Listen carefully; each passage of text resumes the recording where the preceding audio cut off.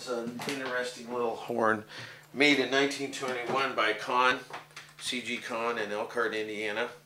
And as you can see, it's a little small curved soprano. And it's missing the alternative F. And right now these springs aren't really working for the octave key, so it needs work. But one of the things I liked about this horn is that when electric guitarists were going on a little bit too long in their jams, and jam sessions are supposed to be, you play through 2 times through the tune, and then you give somebody else a chance to play.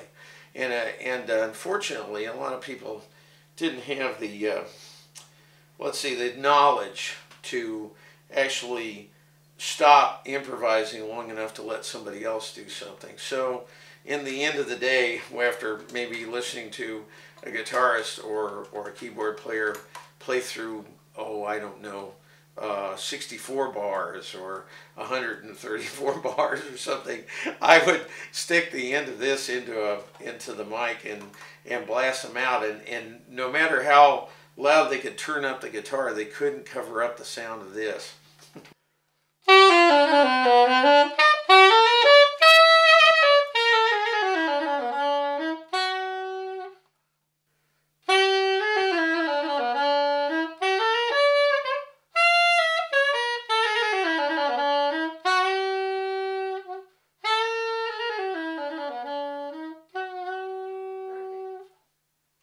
So that's my B-flat soprano sax. This is the boom system on the modern concert flute. So essentially what you're seeing here is the adaptation of the boom system onto the clarinet. And this is in B-flat, it's transposing, whereas this is in C. They're both clarinets, but one is slightly smaller bore.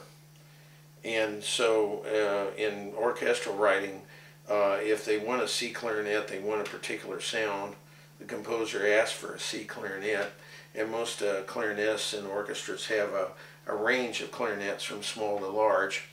It was the adaptation of clarinets and bass clarinets, alto and bass clarinets, to try and develop an instrument that was more modern, easier to play, that led Alto Sax in Belgium in the mid-19th century to develop the saxophone. So out of the clarinet came the saxophone. The clarinet started out, really, its starting heyday was in Mozart's time in the late 1700s. My first saxophone that I had was this instrument, which has gone through, let's see how many repads, 4 repads and 2 relacquers since I got this in 1962.